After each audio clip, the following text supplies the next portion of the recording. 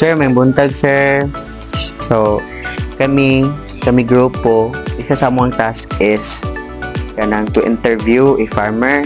Mo to nga din himi naka anhi kay amo ang nahibaluan nga. Imo ni diri sir kini? Apil ni diri sir. So, Sa luwag-luwag gid imong farm sir no? yabangan sa din ako area. Pero kining mga tanom imo ha jud. Okay. So, okay lang ba sir nga maka-interview mi sa imo ha? Okay ra gud. Okay ra. So, naami gi-prepare sir nga 10 ka questions. So, basic lang sa itong nga pautan na sir. Ako magsulat kay Okay ra kay sir.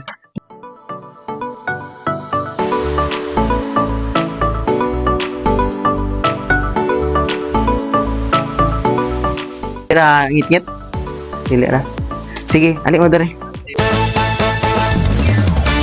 So, maayong adlaw sa inyong tanan. So, we are the students from Northern Bukidnon State College taking up Bachelor of Science in Business Administration, major in Marketing Management.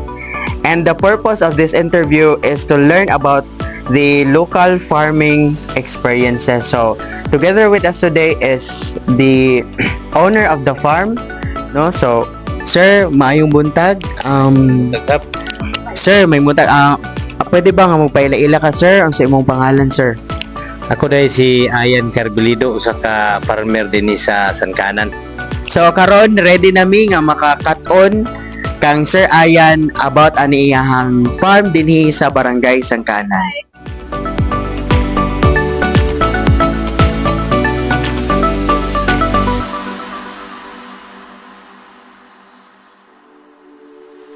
So, sir, may buntag sa makausan, no? So, karon sir, ang una na mga pangutana na sir kay unsa man ang imuhang mostly sir nga gipangtanom dinhi sa imuhang farm, sir? Kasagara gid nga kuan akong gaitanom dinani sa akong area. Kini gyud ang palya dayon talong o pipino. Kana lang gid siya. Nganong mao man ni ang imong gipili sir nga itanom dinhi sa imong farm? Kani akong napilian kay sa una pagsugod nako ang pinakauna gid nako nga gitanom sa una talong. Nya nganong gusto ko gabalik-balik yun ganahan gyud tanom anang talong. Tungod kay nakita nako nga nakakwarta gyud ko diha ko nakakwarta diha ko nakabutang. Nya ikaduha kining palya giganahan sa kuning palya kay once nga makaplastar na siya ani na iyang plastar dili na kay ingon siya nga hasol bitaw pag harvest walay dapaw ditso-ditso na kuha lang ka sa bunga mo nang akong ganahan unya ikatulo ang palya kay dili pud kay ga ubos ang presyo. Nga na siya. Nya bayan sad sa pipino kana akong gaitanom pud nga pipino. Kuan siya akong ganahan sa pipino kay gamay ra siya og gasto. So isa pod siya sir no kay ang isa pod sa advantage niya sir kay mo pod siya ang best seller gyud no kung regarding sa mga gulay. In terms sa kuan parehaan ning giingnon nato nga talong, ang talong manggod once nga magsugod na ang eskwela, ang daghan kay customer nimo kay labi estudyante mag-board. Di siyempre palit man na sila gulay di man na sila ingon nga di ba tanan mga sapian ng estudyante mo na nga dito sa sila sa gulay di halinon ang gulay nya kanipod halinon gyapon kay dali ra mo gud siya gahimuon para sa estudyante. So isa pod na gyud ang mga gulay nga pinakabarato ra man gyud nga mao ra man gyud sa dato madali-dali no nga paliton. So mao sad na siya ang advantage. Yun sa nimo pagtanom ug pag-atiman sa mga tanom, sir. Siyempre ato ginang pinagid sa with love gid ang atong paagi sa pagtanom kay kung dili mawalay gugma sa atong pagtanom igo ra ta nagtanom di na nato timanon siya nga mudako siya mo makaharbista kay pasagdan naman pero kung pinaagi sa gugma nga imong nauna gid nga mugwapo gid ang imong tanom mugwapa nga na gid ang mas best gid nga gahimon sa usa ka farmer. Nagamit ba kag mechanic tools or kamot lang imong gigamit? Siyempre naman mo gamit magita kay di man pwede nga atong ikamotor na tanan. Sa land prep lang daan, gamitan nato siya og traktor. Then ikaduha kung mo gamit pud ta og baka. Kay kuan pa man maura man say available nato dinani di baka daruhan nato. Dayon pareani karon. Kita kay ninyo nga kini gihilapan man di man na nato makamot. Kinahanglan nato gamitan sa nato mga kuan pala, shovel na sa English. Daghan ato magamit nga mga kuan. Kanya dayon sa panahon sad sa pag-spray, kinahanglan tag sprayer. Yan na lang. So sir, unsa man nga kasagaran problema nga ginaatubang ani nga sa imong farm? Sa ako gid ako nakita ang pinaka number 1 gid nga problema bitaw nako. Kini yung unstable nga price sa mga tanom kaning mga gulay. Kay ang farmer kung ngita may paagi nga maka-provide siya og daghan nga volume ang iyang harvest. Pero bisan unsa ka volume imong harvest kung bagsak presyo, sayang kay imong kahago. Mo na nga mo na siya nga usa gid na siya nga problema. Unya dayon dinhi sa farm sa area ang number 1 gid nga kontra sa open field nga farming, pre-ani open field man ni siya kay wala man na siya naka-greenhouse. Number 1 gid climate. Mao gid na atong kontra number 1. Kay bisan unsaon nimo pagpugong fungicide, insecticide para lang gyud magwapa gyud quality gyud kay ang imong tanom. Pero tungod sa heavy nga ulan, walay undang nga ulan, punggos dali ra gyud kay mosaka. Giunsa man ini paghandle sir ng problema? Kini ang bahin sa pre aning panahon.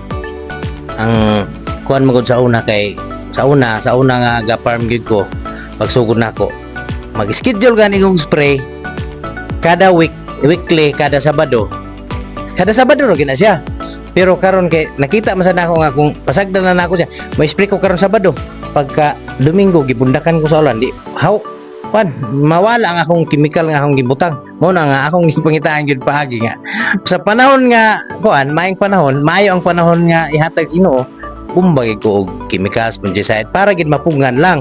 Kay mo man atong gihulat, nagtanom ta para manani. So sir, kinsa man imong mga target customer sa imong mga product sir? Ang ako yung target customer, siyempre kung wilain kato yung kusog mukha o gulay, kato bang kining gusto og dili sa mga tambok.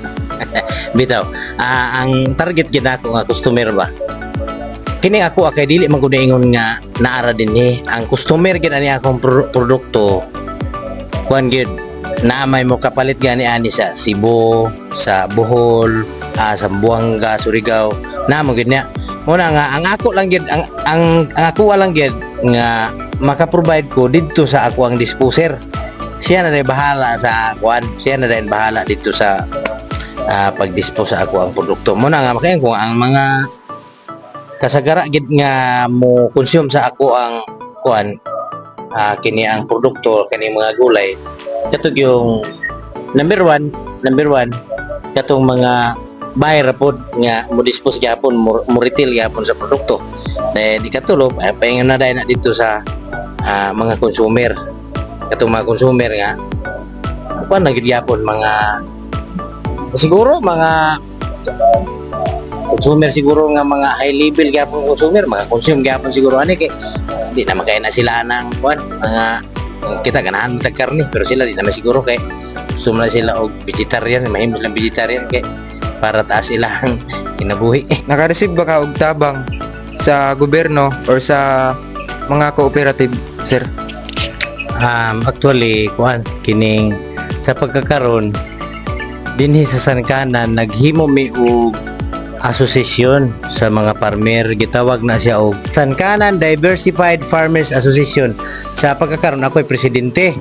Unya dayon siyempre naka-receive itag tabang ikan sa gobyerno nang adtong gipatawag mi ni mayor, gitagaan mi dito og kada membro gitagaan mi og isa ka sako nga binhi sa mais og isa din sad ka sako nga kining abono nga 14-14. Unya dayon kini lagi sang nasa tay daghan kay diha man ko nag-ujiti sa una sa DE, daghan sa kog mga amigo diha nga kanang mga karaan.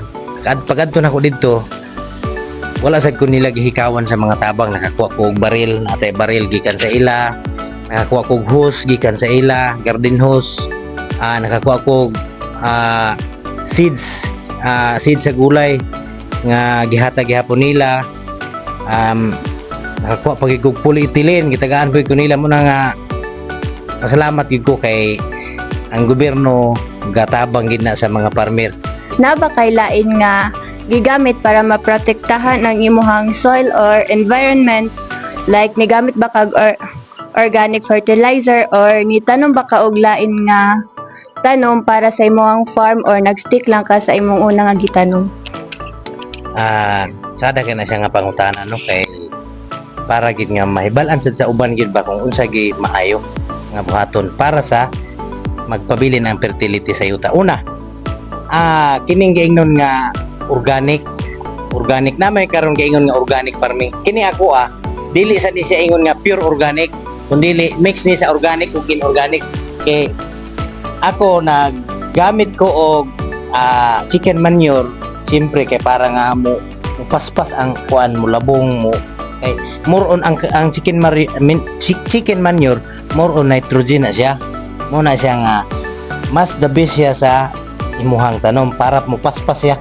Paspas ang iyang tubo niya mo dagko ang iyang kuan mga dahon niya mga branch dagko ligon. Mo na nakagapo sa chicken manure. Unya dayon kay ang chicken manure ang tanom dili lang nagkinahanglan siya og nitrogen kundi nagkalain-lain nga mga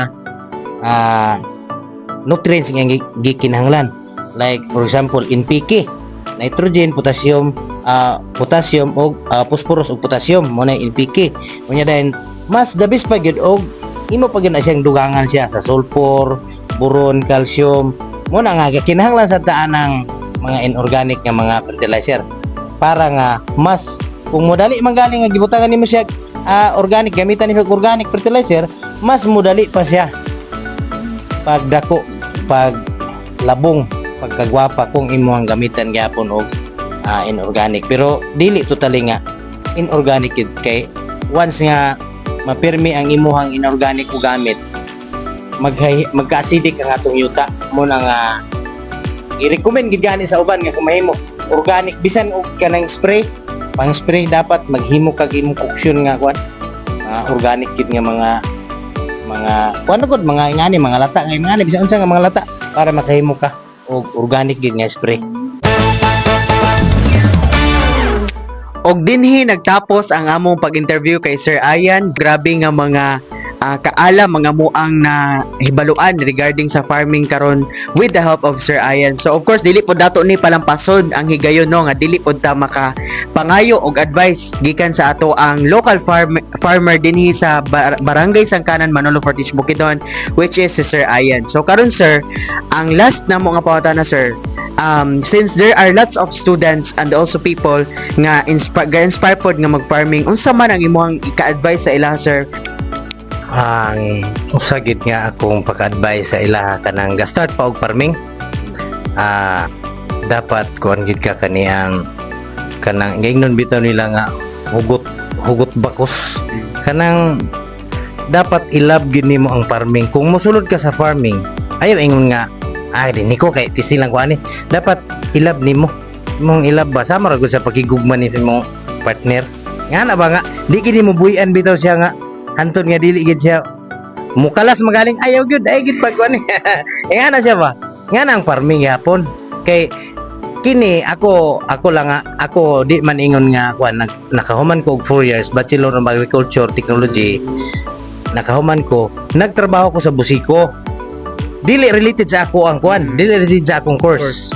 Pero kay amot lang sad lagi kay nabuhi man sad lagi ko sa pag-farming kay akong ginikanan farmer man. Nakaabot gid ang higayon sa ako, nakaabot gid sa higayon nga ako nahigugma gid ko sa pagpananom, pag-farming. Unya dahil nakita man ako diha nga na ako income, mas dako-dako pa akong income atong nagtrabaho ko. Ko nga kay motrabaho ko kinsina man. Nakani kay once magsugod ka harvest magkuan naman ka. Mo na nga naka-build ko og love sa farming ug ayo. So mo na no sa ato ang nahibaluan ka sir, kung ato ang i-analyze no, ang pinaka-importante gyud is ang gugma nimo sa imuhang farming or any business nga imong sudlan. Kay of course kung wala kay gugma dili gyud na mo lambo. Usa pa sir no, sa kung mag-business ka dapat consistent pod ka. Kay kung dili ka consistent dili man sa gyud mo grow ang imuhang negosyo. So di ba sir? Padaan ni karon. Kung dili ka consistent mo tanom. Nagtanom ka ani, napay mong iri uban, gikapuyan man ko, dinhi ra ka magatiman. Nawala ang consistency. Nga dapat unta magbaligya sa dili pa maklearing na napod kay herbisan di consistent ang imuhang kuan kining pag-provide sa mga produkto. Di gasulod sa imo ang income na income mo sulod. Una nga pinaka the best gyud, ilab gyud ninyo ang farming. So karon amo pong nahibaluan sir, naaman gyud ko no kay Facebook account or Facebook page. No, si sir guys is nag-vlogging pod ni siya no. Iyahang gina feature outlet to kung unsaon yung pag-alaga ang inyong vegetables. So karon sir, it's your time no nga i-promote pod ang imong Facebook account or Facebook page. So unsa man imong Facebook page sir? Ako dahil si Kuan, Ayan Carbilido. Ako kung makita ninyo diya sa Kuan, kung dili mo abot sa inyong wall sa inyong Facebook,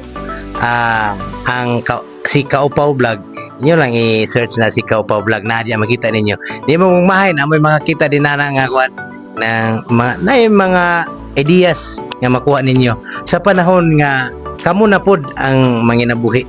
Makakuha mo din ana, di mo mahay mo na nga please like and share. Anak dayon. Like and follow the Facebook page of Sir Ayan aka Kaupaw Vlog.